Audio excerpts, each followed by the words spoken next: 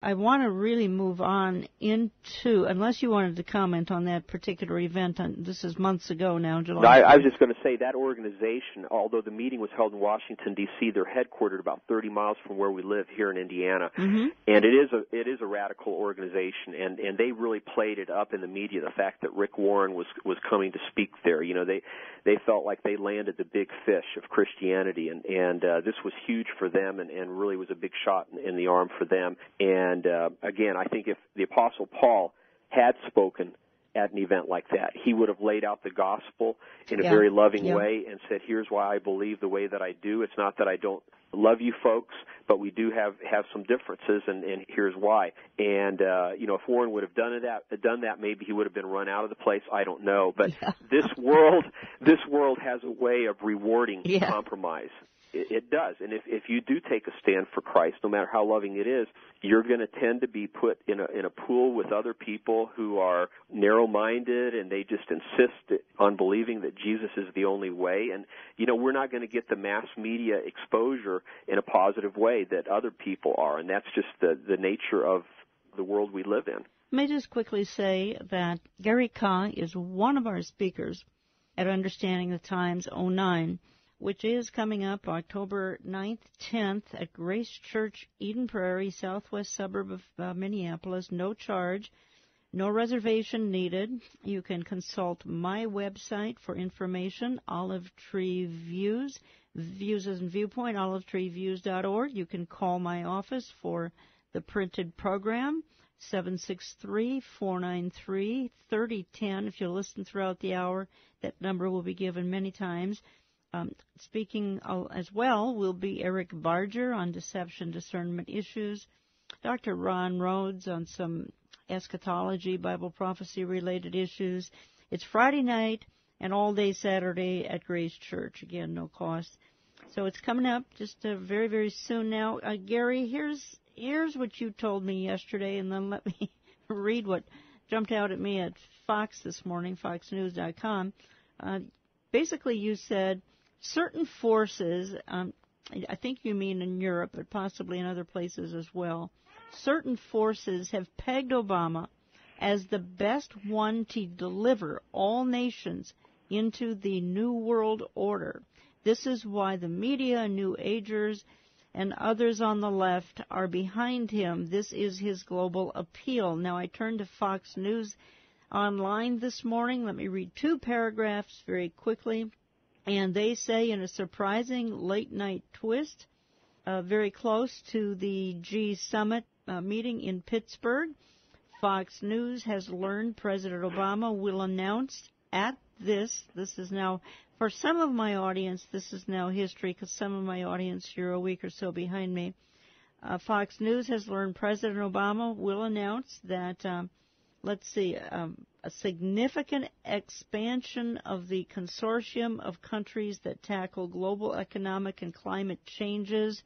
Obama will tell reporters that the G20, comprised of 19 industrial and emerging market countries plus the European Union, will supplant the smaller group of 8 nations, G8, as the go-to group for solving the world's economic ills. And actually the introductory paragraph says the president will announce that the significant expansion of the consortium of countries that tackle global government and climate change issues. But the headline to this story is Obama to usher in New World Order at G20. I'll read that again, folks. Obama is to usher in the New World Order at the G20. Again, some of you will be hearing this program about a week after the G20. Gary, this just plays right into what you told me, that there are many in the global and globalist community who see him as the one to bring about the New World Order or the global government. Well, for years, globalists in Europe and elsewhere have had as their biggest challenge getting the United States and also Israel into the New World Order. I think they have felt that the other countries would come on board easily enough. The European Union is right there. but how do you deal with the United States and Israel? And so to have someone like Obama in power now, who is a globalist through and through, who's on the same page with these leaders, they're thrilled about it. I mean, some of the statements that Mikhail Gorbachev has made, Tony Blair, Gordon Brown, they've practically been drooling over this man. I mean, this is the moment they've been waiting for, and so they want to move quickly and get as much done as quickly as possible because they feel that Obama is the president that can deliver the United States into the New World Order and therefore give the New World Order a fighting chance of really coming into being in a full-fledged way. And but the power shift has moved toward Europe over the last year since the economic crisis that came into full swing in September of 2008. The Europeans feel that since the United States was the main perpetrator of this crisis, they now have the upper hand and they can tell us what to do. And they're in a position where they can do some of that because they and China and the Arab countries and a few other countries are loaning us money every day just so we can stay afloat. And so the United States is between a rock and a hard place right now.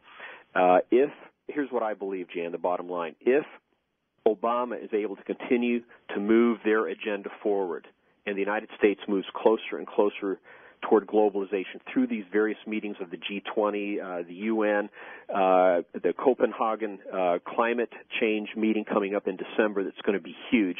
If Obama is able to move the United States in their direction successfully, I believe they will continue to give us some financial assistance so that our economy doesn't totally collapse and go off the deep end.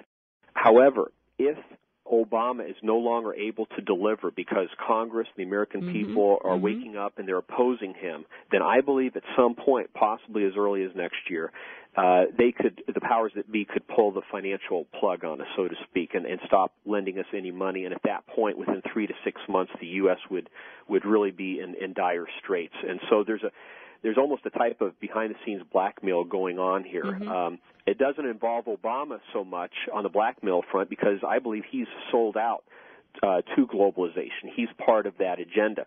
But the blackmail's coming in terms of the American public going along with it. And, if you take someone's job away and they're suddenly on the streets or threatened with starvation, everything changes. And I believe these forces are willing to make the crisis worse if they have to in order to get the United States on board. But as long, again, as Obama's moving their direction, I think they're satisfied with the way things are going right now. Okay, so if he isn't able to get health care passed, if he isn't able to get cap and trade, also known as cap and trade or cap and tax, if he isn't able to get some of these things, fairness doctrine, which won't be called fairness doctrine, then the powers that be, and the powers that be are primarily in Europe, is that correct? Yes. In fact, I'll go into some detail on this. Not right now because I have a break coming up. Okay. And you can do I'll hit it after the break. But yes, I will just say that Europe is the main power that is driving this, and some of the other countries are cooperating and going along with it. But the real punch for the one world movement is European based. No question about it. Okay. So the fact that there could be, and I never thought I'd use this term in my entire life, that there could be some sort of a shadow government, actually the shadow government could be coming out of Europe more so than America. I need a 10-second answer. As long as the United Nations is headquartered here, the United States will probably have some input, but the main power behind the UN is coming from Europe, and it's always been that way. All right. We're going to pick up on that on the other side of our break, folks.